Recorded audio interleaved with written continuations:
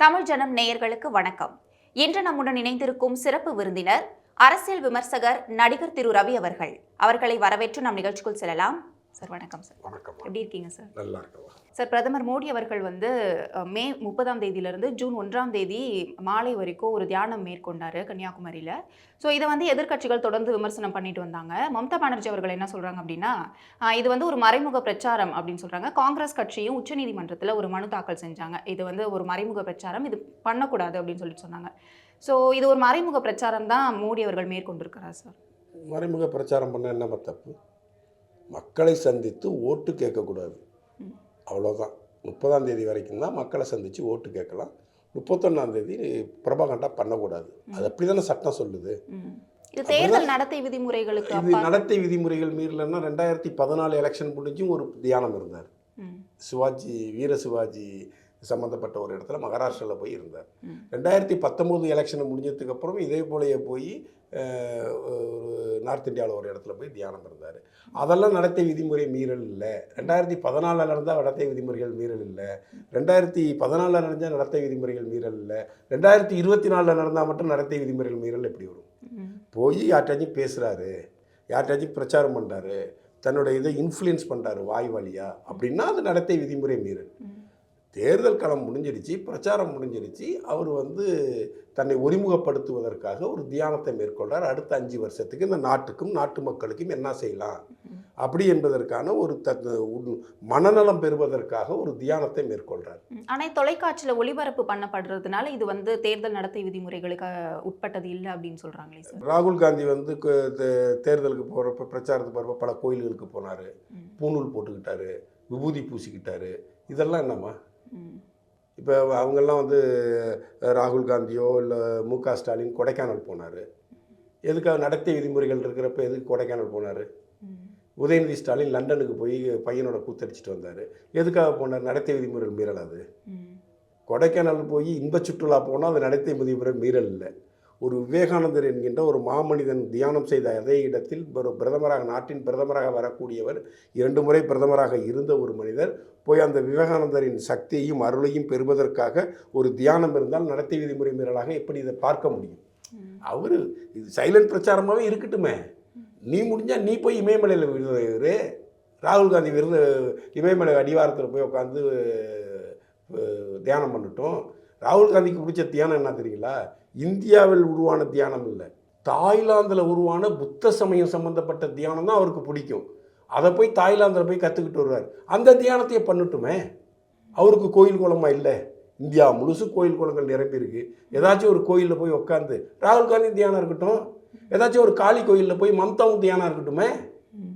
மம்தா தியானம் இருக்கக்கூடாதுன்னு யாரும் சொல்லலையே. 2014 யாரும் இதை பெருசாக எடுத்துக்கலையே. ஏன்னா 2014 பிஜேபி ஜெயிக்காதுன்னு ஒரு பொய் தோற்றத்தை உருவாக்கி வச்சுருந்தாங்க. அதை உடச்சி தான் 282 வந்தாங்க. 5 மாநில தேர்தலில் தோற்று போயிட்டாங்க 2019 எலெக்ஷனுக்கு முன்னாடி. அதனால் பிஜேபி தோற்று போயிடும்ன்றது போல் ஒரு பொய் கட்டமைப்பை உருவாக்குனாங்க. அதனால் அவர் தியானம் பண்ண போகிறப்ப பெருசாக தெரியல. இன்னைக்கு நிச்சயம் வெற்றி என்கின்ற ஒரு இலக்கை நோக்கி பிரதமர் மோடி அவர்களும் பாரதிய ஜனதா கட்சியும் சென்றுட்டாங்க. அதனால் இதை கொச்சைப்படுத்தணும். அதே மாதிரி உள்துறை அமைச்சர் அமித்ஷா அவர்களும் தமிழ்நாட்டுக்கு காரைக்குடி, புதுக்கோட்டையெல்லாம் போய் வழிபாடு செஞ்சாங்க கோவில்களில். ஆனால் அது அவ்வளோக்கும் பேசும் பொருளாக மாறல. அவரும் தான் கோவில்களுக்கு போயிருக்காரு, அது வழிபாடுகள் பண்ணியிருக்காரு. இங்கே என்ன அரசியல் கட்டமைக்கப்படுது? பிஜேபியுடன் கொள்கை சித்தாந்தத்தை எதிர்த்து இங்கே அரசியல் பண்ணுறாங்களா? பிஜேபியுடைய அரசின் கொள்கை திட்டங்களுக்கு எதிராக இங்கே அரசியல் பண்ணுறாங்களா? இங்கே செய்கிற அரசியல் மோடிக்கு எதிரான அரசியல். மோடி என்கின்ற ஒற்றை மனிதனை சுற்றி தான் அனைத்து எதிர்க்கட்சிகளும் அரசியல் செய்கின்றனே தவிர, பிஜேபி அரசாங்கம் செய்த இன்னென்னலாம் கெடுதல்கள், இன்னென்னலாம் தப்பு அப்படின்னு ஏதாச்சும் அரசியல் பார்த்துருக்கீங்களா? இந்த தேர்தலில் 3 மாதம் தேர்தல் திருவிழாவில் அப்படி ஏதாச்சும் விமர்சனத்தை பார்த்துருக்கீங்களா? பிஜேபி 400 ஜெயிக்காது, என்டிஏ 400 ஜெயிக்காது, பிஜேபி 370 ஜெயிக்காது, மோடி தப்பானவர், மோடி சர்வாதிகாரி, மோடி ஜெயிக்க மாட்டார். இதுதானே பிம்பமாக கட்டமைச்சாங்க. அமித்ஷாவோ இல்லை மற்ற தலைவர்களோ அவங்க பிஜேபியவே அவங்க எதுக்கலை. அவங்க எதுக்கிற ஒரே மனிதன் நரேந்திர மோடி தான். ஏன்னா அவர் தான் சக்தி. அவர் என்ன சொன்னாலும் அதை பொய் புரட்டாக மாற்றுறது. இந்த சு வெங்கடேசன் ஒரு எம்பி மதுரையில் இருக்காந்தாள், அவன் சொல்கிறான் தியானத்தை வைத்தெல்லாம் மக்களை கவர முடியாது. தெரியுது இல்லை, அப்புறம் எதுக்குறீங்க?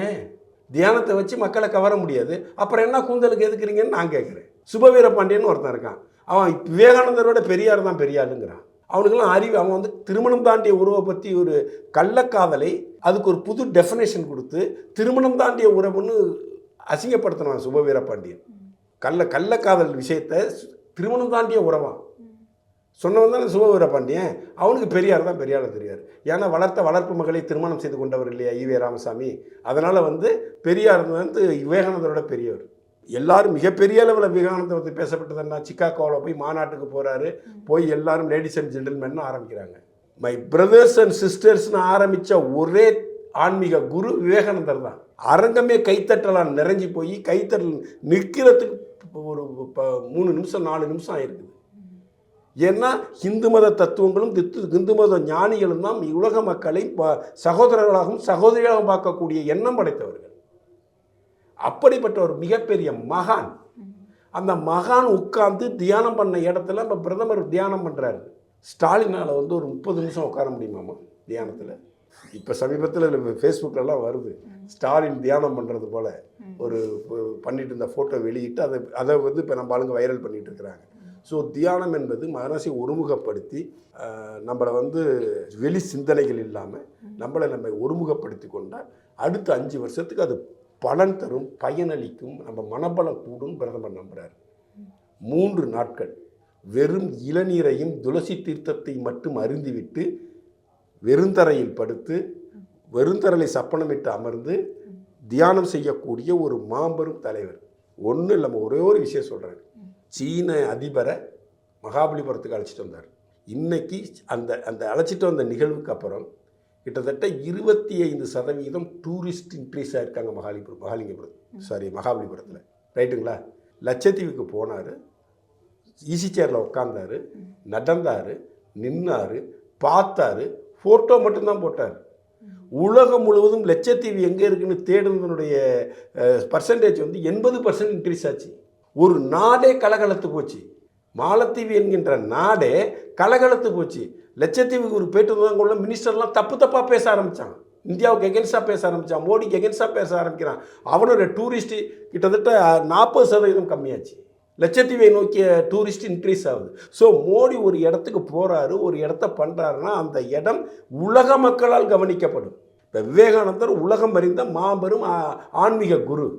அவர் ஒரு இடத்துல உட்காந்து 3 நாள் ஒரு பாறையில் தியானம் பண்ணாருங்கிறது உலக மக்கள் எத்தனை பேருக்கு தெரியும்? விவேகானந்தரை படித்தவங்களுக்கு தெரியும், விவேகானந்தரை பற்றி தெரிஞ்சவங்களுக்கு தெரியும்.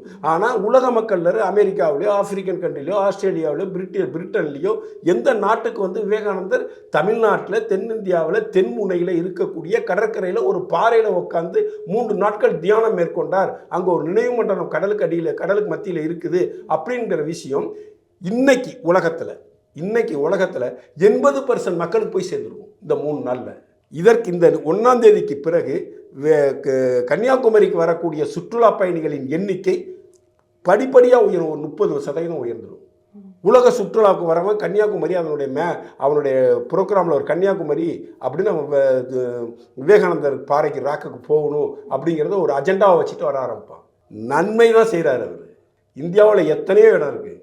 இந்த சூப்பர் ஸ்டார் ரஜினிகாந்த் இமயமலைக்கு போயிருக்காரு. மோடி அவர்கள் இமயமலையில் போய் உட்காந்து தியானம் பண்ணலாமே, ஒய் நாட்? ஏன் பண்ணக்கூடாது? அவர் ஏன் தமிழ்நாட்டை நோக்கி வராரு?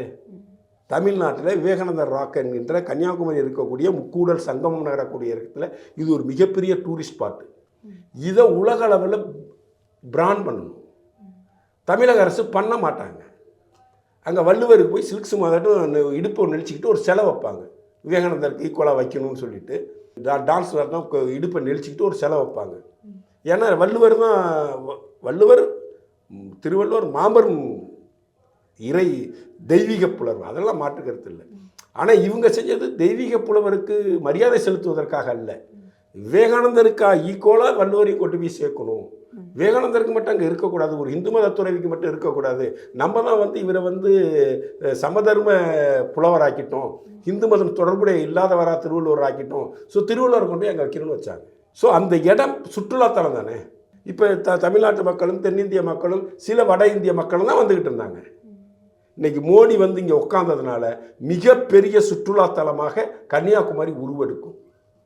காசிக்கு போனார், காசியில் நின்னார், எம்பியாக ஜெயிச்சார், காசி காரிடாரை உருவாக்குனார்.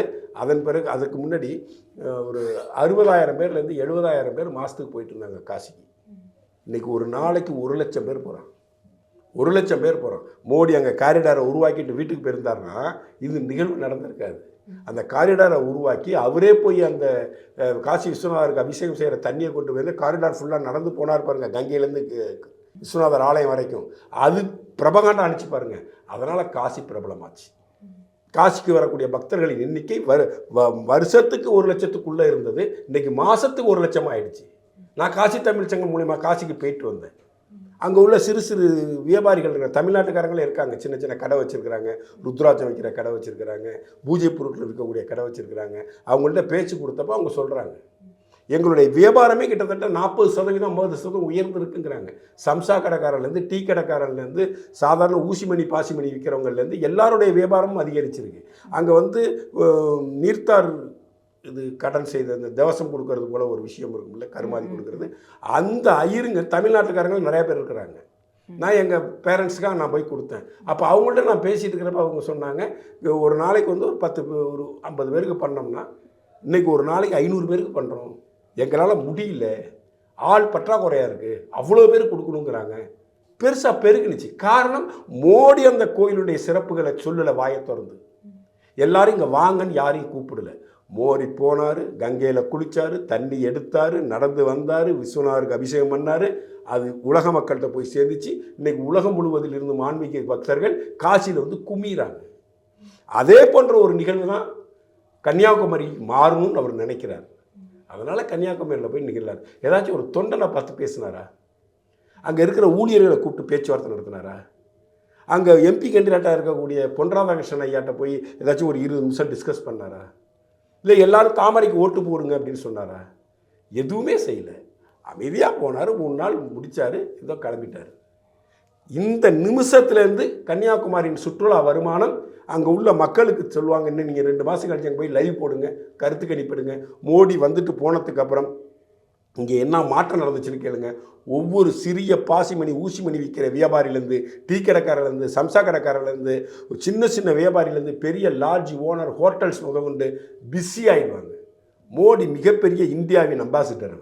ஒரு சுற்றுலாத்தலத்தை மேம்படுத்தணும், மோடியை கொண்டு வந்து அங்கே ஒரு மணி நேரம் நிற்க வச்சு அது பெரிய சுற்றுலாத்தலமாக ஆகிடும். இதெல்லாம் எல்லாத்தையும் நான் 10 விஷயத்தையும் ஒருங்கிணைச்சு ஒரு விஷயம் பண்ணுறாருமா. இது என்ன தேர்தல் நடத்தை விதிமுறைகளுக்கு மீறானது, இது மௌனமான ஒரு தேர்தல் பிரச்சாரம், எது வேணாலும் சொல்லிக்கலாம். அரசியல் சார்ந்த பல விஷயங்களை தமிழ் ஜனம் வாயிலாக பகிர்ந்தமைக்கு ரொம்ப நன்றி சார். மிக்க நன்றி. நேயர்களை மீண்டும் ஒரு நிகழ்ச்சியில் சந்திக்கலாம். வணக்கம்.